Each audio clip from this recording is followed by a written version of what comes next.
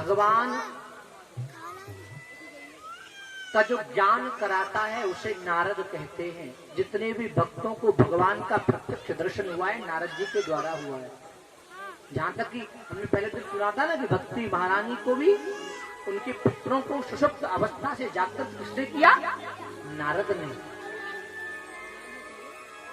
भगवान ने बताया, शंभु ने अपनी पत्नी पार्वती को कि प्रिय, ये जो शीश मैं गले में लिए घूमता हूं ये किसी और के नहीं है, तुम्हारे हैं।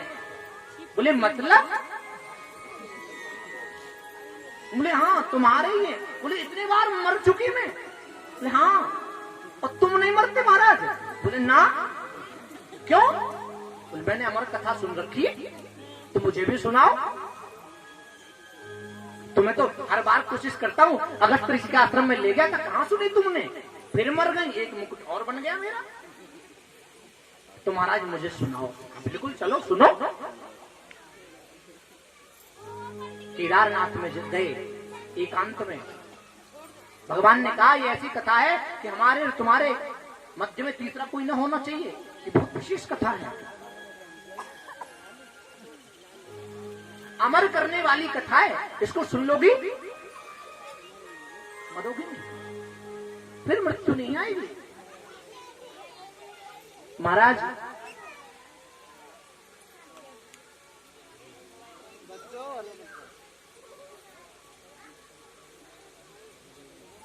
माता को लेकर के केदारनाथ में पहुंचे।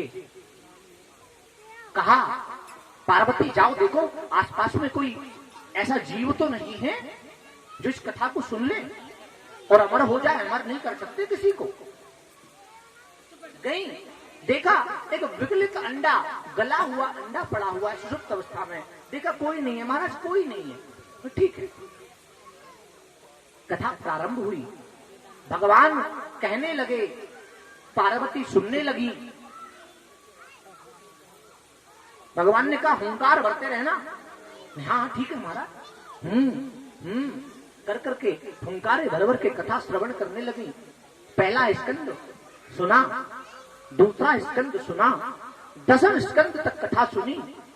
एकादश में नींद आ गई और उस 10वें स्कंद तक वो विगलित अंडा, उसमें प्राण आ गए महाराज। और जैसे ही नींद आई मां भगवती को, वो विगलित अंडा हुंकार भरने लगा माता की जगह। 12 स्कंद विश्राम हुए और देखा भगवान ने, पार्वती सो रही है? ए पार्वती सो रही हो तुम? एकदम जगी महाराज, मुझे नींद आ गई, क्षमा करना। उसके बाद क्या हुआ महाराज? 10वें स्कंद के बाद ले तुमने कथा नहीं सुनी? नहीं महाराज मुझे नींद आ गई 10वें स्कंद पर। तो ये हुंकार कौन भर रहा था? बाहर जाकर के देखा तो 12 स्कंद जैसे ही विश्राम हुए, वो जो अंडा था, वो तोते का अंडा, वो पूर्ण रूप में आ गया और उसने अपने प्राणों को पूर्णतया स्वीकार कर लिया, पूर्ण रूप से स्वस्थ हो गया। भगवान ने जब उसे देखा तो क्रोध में आ गए और लेकर के त्रिशूल भागने लगे उसके पीछे। आगे आगे वो शुक तोता, पीछे पीछे भगवान शंभु लेकर के त्रिशूल भाग रहे हैं साथ। उड़ते उड़ते वो तोता पहुंच गया वेद व्यास भगवान के आश्रम में। भगवान वेद व्यास के आश्रम में पहुंचा। वहां पर आंगन में बैठ करके उनकी श्री धर्म पत्नी पिंगला देवी, 2 नाम आते हैं इनके, बिडला पिंगला, लेकिन शास्त्रीय मत से हमने पिंगला पढ़ा है, बिडला भी पढ़ा है। डोगरे जी महाराज की भागवत में डोगरे जी बिडला लिख रहे हैं और राममूर्ति शास्त्री पौराणिक जी ने उसको पिंगला लिखा है माता को। वेद व्यास की पत्नी उबासी ले रही थी।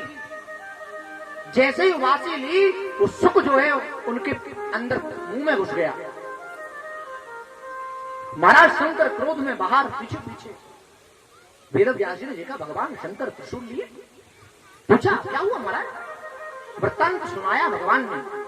तो कहने लगे वेद व्यास, प्रभु आप बड़े दयालु हैं, कृपालु हैं, भोले हैं। क्यों? बोलिए अमर कथा सुन ली उसने तो कैसे मर जाएगा वो आपके त्रिशूल से, कैसे मार सकते हो उसे? बोले हाँ बात तो सही है। वापस आ गए। अब वो तोता माता के गर्भ में है और 12 वर्ष तक गर्भ में ही रहा, 12 साल। बोलो राधे राधे। 12 साल तक बाहर नहीं निकला। वेद व्यास जी प्रार्थना करने लगे, तुम्हारी माता को बहुत पीड़ा हो रही है, बाहर आ जाओ, तुम्हारी मां बहुत परेशान है इस उदर पीड़ा से। उन्होंने कहा कि मैं बाहर नहीं आऊंगा। मैं बाहर आया तो ये माया संसार की मुझे जकड़ लेगी। माया का अर्थ क्या है? माया क्या है?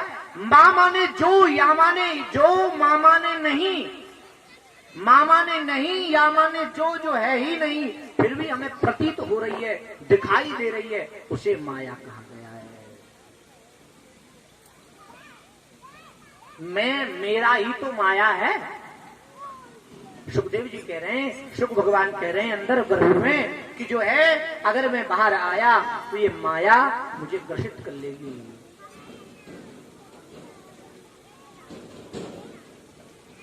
बहुत निवेदन किया। भगवान ने आकर के गर्भ में सुखदेव जी को आश्वासन दिया कि सुखदेव तुम जन्म लो, तुम्हें इस संसार की माया ग्रसित नहीं करेगी, ग्रसित नहीं कर पाएगी। सुखदेव भगवान माता के गर्भ से बाहर आए और गर्भ से आते ही जंगल की ओर प्रस्थान कर दिया। जंगल की ओर प्रस्थान किया। श्री वेदव्यास पुत्र पुत्र करके पुकार रहे हैं, खूब आवाज लगा रहे हैं। यम प्रव्रजन्तमनुपेतमपेत कृत्यम् द्वैपायनो विरह कातर्वाजुभाव पुत्रेति तन्मयतया तरवो विनेदोस् तम सर्वभूत हृदयं मुनिमानतोस्मि। पुत्र पुत्र कह के आवाज लगा रहे हैं, अरे पुत्र रुक जाओ, अरे पुत्र रुक जाओ। लेकिन वो पुत्र रुकता नहीं है साहब, जंगल की ओर चले जा रहे हैं सुखदेव भगवान, नहीं रुक रहे। एक तालाब में स्त्रियां स्नान कर रही थी। उस 12 वर्ष का युवा बालक निकल के गया स्नान करने की, उनको लज्जा नहीं आई।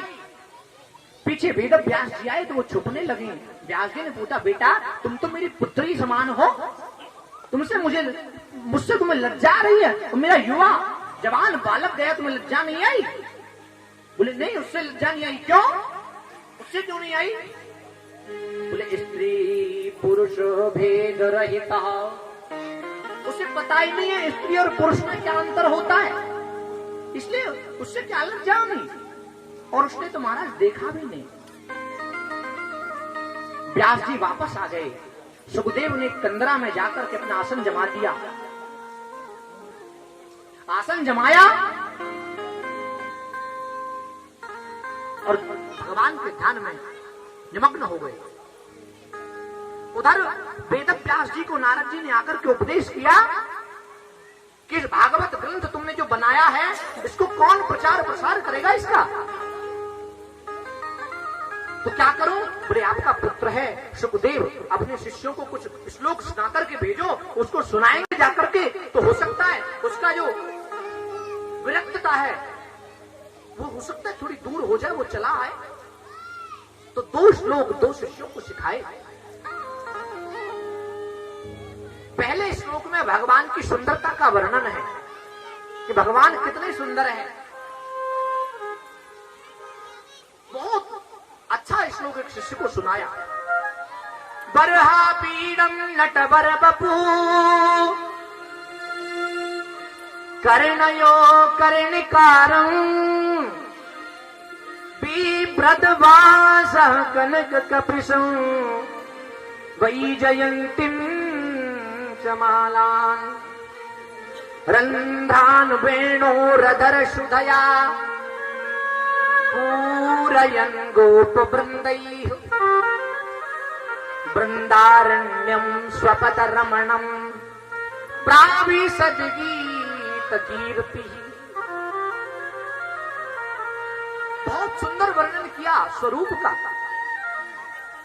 कानों में कुंडल, हाथों में बंसी, श्यामला स्वरूप, कंधे पर पीतांबर, मोर मुकुट पहने हुए भगवान बहुत सुंदर लग रहे हैं। सुखदेव ने जैसे ही श्लोक को सुना आंखें खुली और सोचा चलूं मिलूं, इतना सुंदर कौन है ये।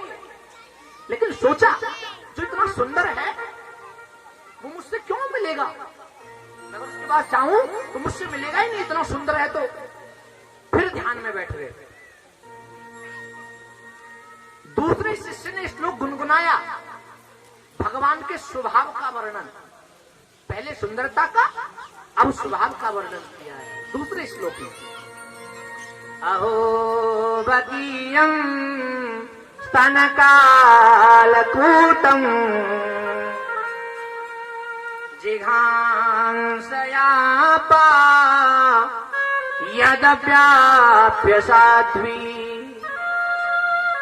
लेभे गतिं धा द्रुचितां ततोऽयं कम्बा दयालुं शरणं व्रजेम। वो इतने दयालु भी हैं कि उनकी शरण में जो जाता है उसे सहज स्वीकार कर लेते हैं, चाहे वो कोई क्यों ना हो, कितना पापी हो, कितना दुष्ट हो। सन्मुख हो जीव मोय जबहि जन्म कोटि अघनाशय तबहि। रामचरितमानस में भगवान ने कहा सन्मुख हो ये जीव मोय जबहि जन्म कोटि अघनाशय तबहि। कितना पापी क्यों ना हो, मेरे सामने आती सब विध्वंस हो जाते हैं उसके पाप।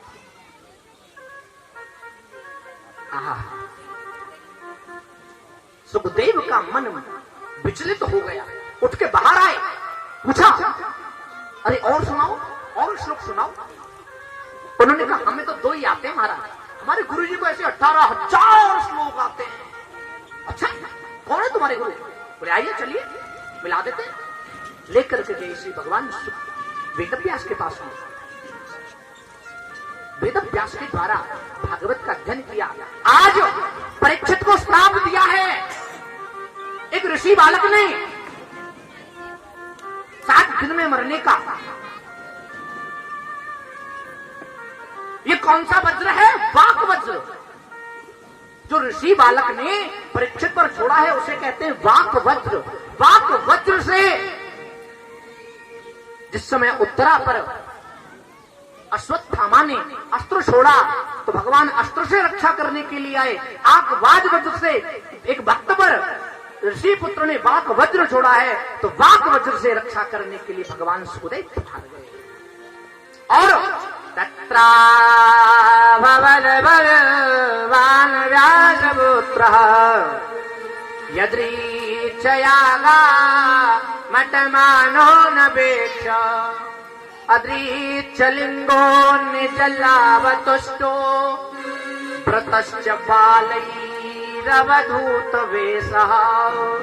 व्रतश्च बालै, सुखदेव जी आए जो नागा की तरह, नागा साधुओं की तरह चौड़ा वक्षस्थल, घुंघराले बाल और भुजाएं चौड़ी चौड़ी, सांवला स्वरूप, दिगंबर रूप में चले आ रहे हैं। और गांव के बालक पीछे नागा बाबा कह के स्त्रियां और बालक उनके पीछे लगे हुए हैं।